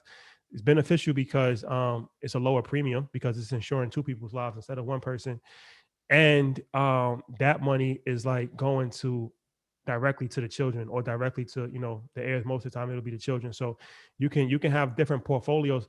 Once you start to learn the investment language, it relates to a lot of different things. So like how you have in a portfolio with investing, you can have a portfolio with life insurance. So you can have individual life insurance policies on you and your wife. And that goes to make sure that y'all good, if one of you pass away, but then you have a second to die survivorship policy on each other. And that goes to the kids or to the grandkids, 30, 40 years down the line. So, and of course, with life insurance is tax free. You can also set it up in a trust and a bunch of other things, how you can actually structure that. So yeah, that's another thing I felt like maybe we should talk about a little bit. So I just wanted to just chime that in there because it's not something that's talked about enough. And a lot of time people have the misconception with life insurance, like it's just a one-trick pony. But you can do a variety of different things for it. You can solve a variety of different problems with life insurance, and there's different types of policies for different types of cases, like a toolbox. So you got to know which policy fits which circumstance. So yeah. What is the best policy in your opinion? And then also for homework, I want you guys to go look up what the asymmetrical risk to reward is if you get $1 million policy. So how much you'll pay out over 20 years versus what the payout would be. But what do you think is the best kind of life insurance policy? For me personally, I try not to say like one thing is better than the other, but I personally think that whatever your situation allows you to. So term insurance is great if you have if you have a limited budget and you need life insurance, or if you only want life insurance for a certain period of time, term insurance. If you want a permanent policy and you want to build cash value, then whole life insurance. If you want a hybrid of both, if you want a permanent policy, but you don't want to build cash value, then there's a thing called guaranteed protection universal life. A lot of people don't know about that either. They think it's either one or the other, like it's either term or it's whole life, but there's actually a middle ground, because the thing with term is that 95% of term policies never pay out because most people don't die within that term. The knock on whole life is that the premiums are too rich and people can't afford it. And they're like, I don't want to mix my investing with my life insurance. But you might want a permanent policy that's guaranteed to be there, with a lower premium than whole life, but it doesn't have an expiration date like term. So that would be a guaranteed protection universal life. If you want to take a little bit more risk and have the money invested in the stock market, then you can go variable universal life or index universal life, which mirrors the S&P 500. So I say that to say, I don't really think that there is like one particular best case scenario. The best insurance is just some insurance. Everybody should have some life insurance, even if it's just insurance at your job. That's not the most optimal solution just to have that. But, going into 2021, let's make it a resolution that there's not going to be any more GoFundMes. We're not going to argue. Some people minor over small things, and they'll argue all day about term and whole life like they own the insurance companies. Like, we're getting distracted from the bigger picture, which is just to have life insurance and just to make sure that your family can bury you, and just to make sure that your children have a head start in life if you're not here to take care of them. And everybody dies. That's the one common denominator with life. And it's like, we can't be spooky, and we can't think like if we plan for our death, that's going to make us die. You're going to die regardless. So you might as well plan for it and be prepared for it and leave your family as a blessing and not a burden. So something to think about as we make our New Year's resolutions. Yeah, that was advice that I got from my financial advisor at 26. Your death is your responsibility, not your family's. And so those are wise words from a brilliant man. Can you remind them who your first client was? Wise words from a decent man. Shout out to Drake, man. Yeah, Troy was my first client. Big fat. That was my first client. And your last one. My most recent one. Most recent one. People don't know. I still have a thriving financial planning business. I had to schedule. Even I had to schedule a meeting, y'all. There's no favoritism. Shout out to Tahira. Shout out to my administrative assistant, who's also my sister. Appreciate you. Y'all sleep on CrowdStrike this year. Shout out to Trap CrowdStrike. Woo! 300% for the year. Tesla up 750%. Trap gave me. So we went over some of our picks for 2021. Ian, you want to give one that you was looking at? Me and Trap had a conversation. We was going back and forth. He was like, "Yo, I got 3 of your joints." I'm like, "Yo, I got 4 of your joints." I'm gonna wait till 21. Nope, I've given 60. Although I know I don't give enough. I understand. I'm gonna come back 2021. I'm gonna tell you guys, top of the year, please tap in, listen, execute. I got you. Trust me, I got you. That's a fact, man. I'll take the first words and I'll let everybody else end it. Give Ian the last word. But just want to thank everybody for their support. Market Mondays was a revolutionary. It might seem common now because there's a bunch of other shows that kind of have mirrored that, and that's dope. But you gotta remember, at the time, it was a revolutionary idea to have a live stock show on YouTube from our cultural experience. Like nobody was doing that.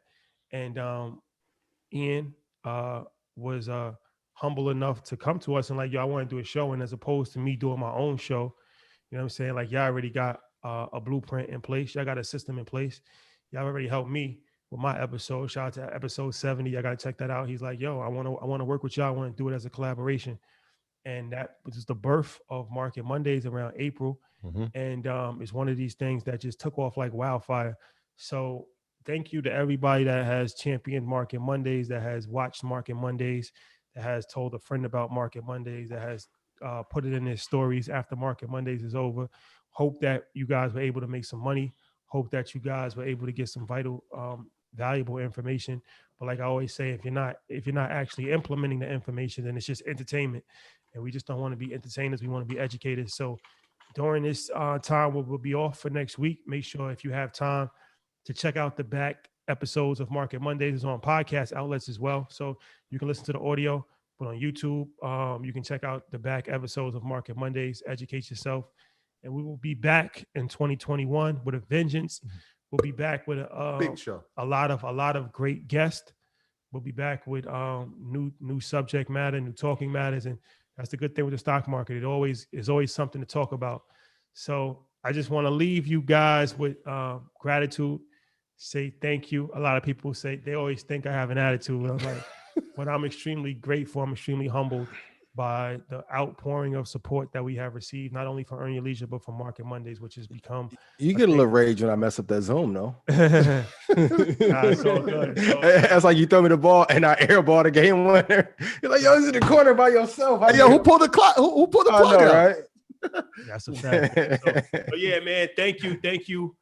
Troy, what would you like to tell the people? Yeah, man. I mean, kudos to everything that you said. 1000% agree. I mean, I still have the text messages like, yo, Ian wants to do this. And I'm like, all right, let's do it. I think March 27th, I was like, yo, this is what we should do. And to see what it's become outside of just the knowledge and the investing, man, the fact that we get to tap in and help people in their everyday lives in a financial way, either by giving them knowledge or lending financial support. There have been numerous calls, numerous emails, and they're all touching. And I'm just happy that this community has come together to rally around each other, because there was no place to go prior to this, right? I couldn't find it. We couldn't find it. And so we decided to create it. And so I'm super appreciative of everyone that has reached out, called somebody that was in need, helped somebody that was in need, and told a friend to tell a friend, because that's how this is built. There was how many people watching us when we started? I don't even know. We had like the webcam joint on here. Yeah. Was giving y'all a fire too about that. Oh man. So we've grown, man, and y'all have grown with us. And so we are tremendously grateful for continued support. And I can't wait for 2021, man. It is the year of execution. Last year I said it was the year of the earners. This year is the year that the earners execute. So shout out to the earners. Shout out to everybody that has been inspired by Market Mondays and has decided to enlighten the community as well, because like I said, Wakanda is a place, but many tribes exist inside of it. And so if everybody is leading a tribe that is about helping our culture, let's do it. And let's all win. Everybody eats. Y'all know how we do it. That's a fact. Ian, what would you like to tell the good people? Man, I want to tell you, I'm always saying thank you for believing in the vision while others didn't. To everyone who's watched, now in the beginning, I appreciate you guys so much. 6 years ago, I couldn't get 6 people on go-to meeting on Sundays to do it. To all my family, friends, I love y'all so much. Thank you for dealing with me being hella busy this year. We're gonna get back to being balanced and having fun and going on vacation and loving each other. And man, just thank you for being solid. I always have to say that, like, thank you for embracing some of my crazy ass ideas. And to everyone else in the community, same thing. Even if you have your own tribe, like, we all can get along. There's so much money available and so much opportunity. I want us to stop all the infighting. It's unnecessary. So don't say it's for the culture and you want Black people to do better, but only if it's through you.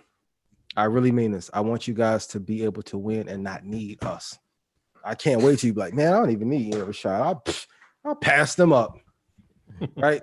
That's what I want. So I want you guys to be kind. Love each other, because 2020 has revealed to us more than anything that family, friends, community matters more than anything, and health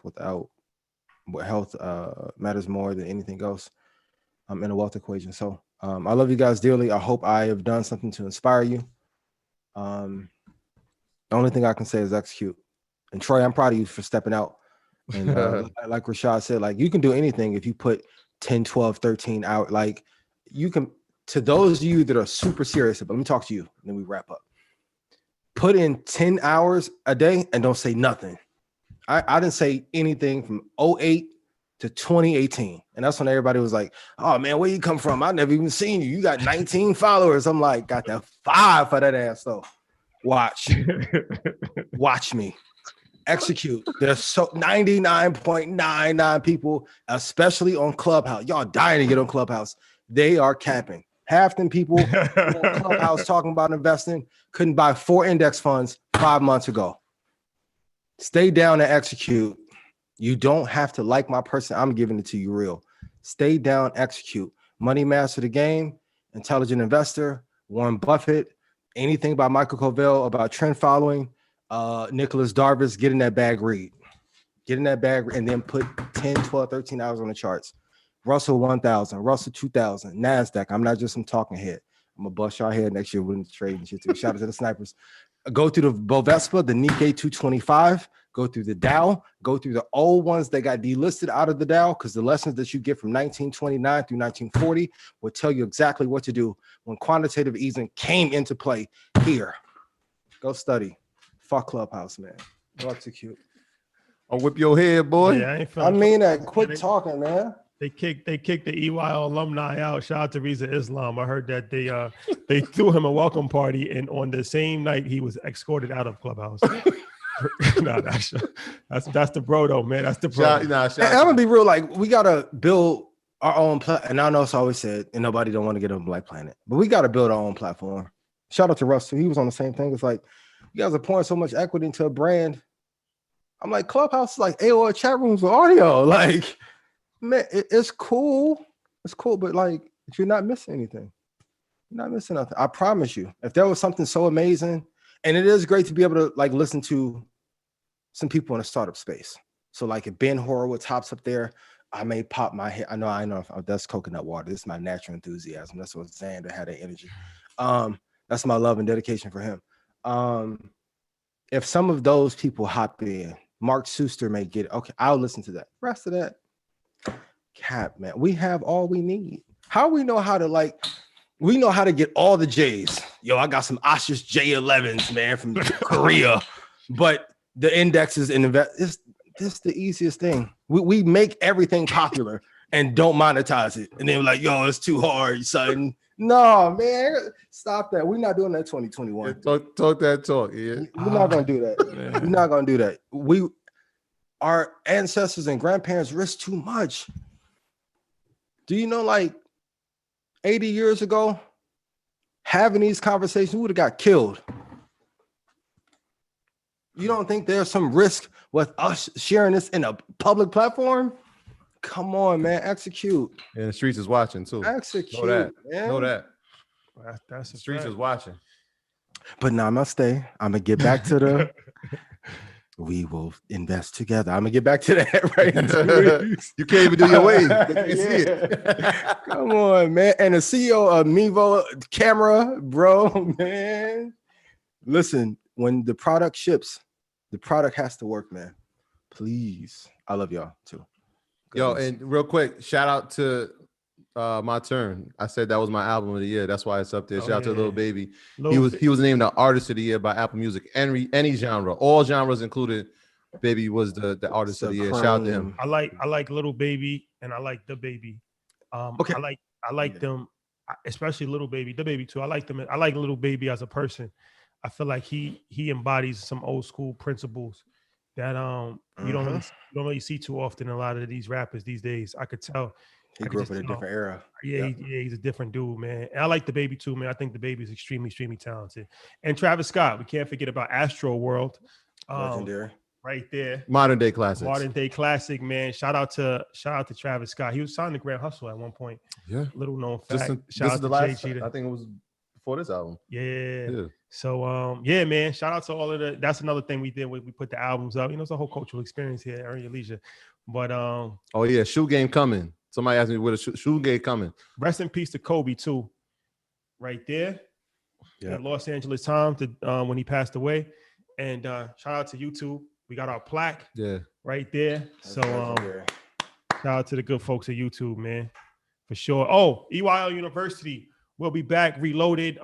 Everybody that was asking, we extended it. We obviously know that it's Christmas, so we extended the sale to I think the day after Christmas, December 26th. So if you want 50, it's gonna increase by 100%, but it's the reasons behind that. We've already documented why we're increasing it by 100%. But yeah, check it out. EYL code. We're gonna turn this thing into Phoenix University, but bigger. Only thing that's gonna be is bigger. Shout out to Janet, our first time and full-time employee. Yeah, we snatched her over from Fidelity and hired her as a full-time employee. Earner of the Year award goes to EYL University. We making improvements here, man. We gonna hire some more employees. We got a lot. We got full-time professors that will be tenured and they will teach a class every single semester. I thought that was dope. Yeah, 4 times a year. We're gonna have Troy teach a class. I do my class. MG, the mortgage guy, does his class. Working on trade school too. Yeah. Working on trade school. Yeah, shout. And there was a couple of people that sent some emails. We definitely gonna get back to those emails. I know people were saying they had trades that they wanted to bring to the forefront that they wanted they could teach to the public. So we definitely gonna get into that.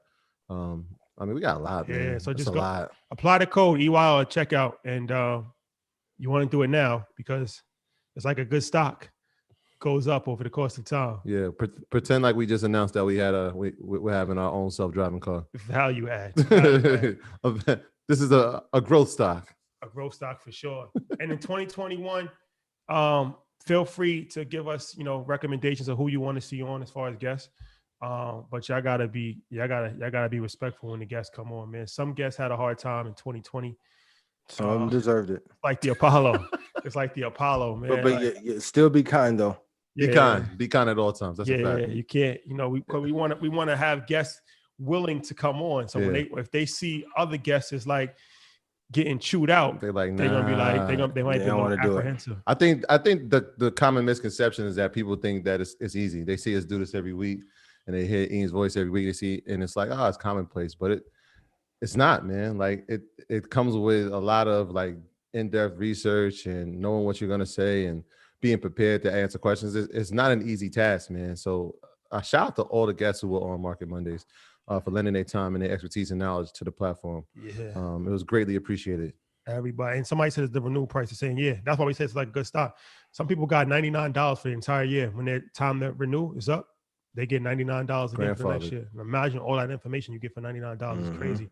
So shout out to the stock club members that got in at $297 and held Tesla. You up 700% and got Apple, Microsoft, Moderna. Man, I love you. I remember when we did the stock club. That was in April, right? April 8th. Yep. April 297. Then the next my mom's birthday. Yep. Next one was 347. I think those people are way up. So yeah, way up. Yo, man, never turned down a good sale.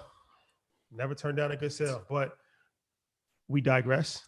We love you.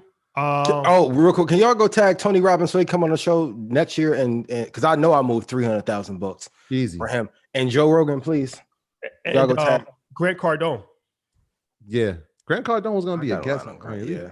Oh, you're not enthusiastic about Grant Cardone? No. I was saying I got a line on him. We may be able to make that happen. Okay. Yeah, Grant Cardone, that'll be a good one. Dr. Claude Anderson definitely will be. Everybody's asking for him. Man, I've been trying so hard. Brother Claude, I love you. Who y'all want to see? Of course, we want Jay-Z, but we got to work on that. But like, who y'all want to see? Type in before we end this.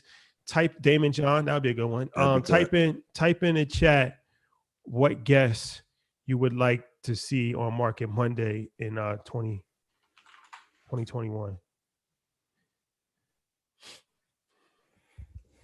Okay. Tesla wouldn't be bad at 564. Is it still going to drop back? Yep. You got to wait. Got to wait a quarter. Nas, they saying Nas, Kanye, Gary Vee, Les Brown, LeBron James, Mike Tyson. That's a left field. Mike is interesting though. His perspective on life is different. He's a great rounded. He's Chameleonaire. That's a good one. Chameleonaire would be a great one. See the God, another intelligent dude. Shout out to him. Nas's partner would be good too. What's his name? The venture capital. His manager. Hershowitz? No. Well, definitely him. But the guy that got him into VC, The dude, I think his name is on Instagram. Light skinned dude from his manager from LA. Not G Code, the other dude. Yeah, the other one. Peace to him though. But he's the one that really got Nas into a lot of this stuff. Cornel West, Mark Cuban. I love him. Yeah. Mark went to IU. We may be able to make that happen. Mark, Ryan my Leslie, IU fan. Yeah, we got to get Ryan on. For you, bro. EY alumni, man. We got to bring you back on. Jim Cramer. That's interesting. Jim Cramer would definitely be a good one. Jim Cramer would. Hi, Kate. We would love your appearance next year. Let's make it happen. Shout out to Master P, man. I was just in the clubhouse. Speaking of clubhouse, I was just in the clubhouse with Master P. Oh man, what can you do? Oprah. That'd be great. Auntie Oprah, please. Hey. Ray Dalio. See people like that. People like the Ray Dalios of the world. Rest in peace. He just lost his son in the car accident. Oh, okay. Yeah. Rest in peace for sure. Okay. All right. We got some stuff to work with. We got some big goals that we got to reach. They said the big boy, Billy Gates. And you know what helps us out too is if you tag these people and the more that they know about the show, the more it's easier to convince them to come on. So keep championing it, keep telling them about it, keep tagging them in different things, and go on their Instagram page and they trust me, everybody reads their comments.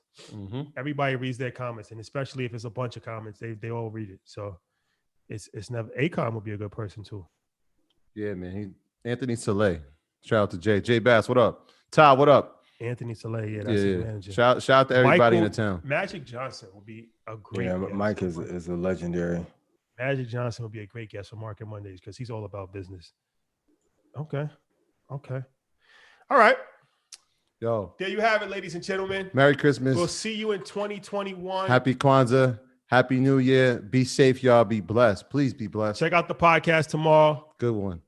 Tap in. We'll see y'all next year. Love y'all. Y'all absolutely amazing.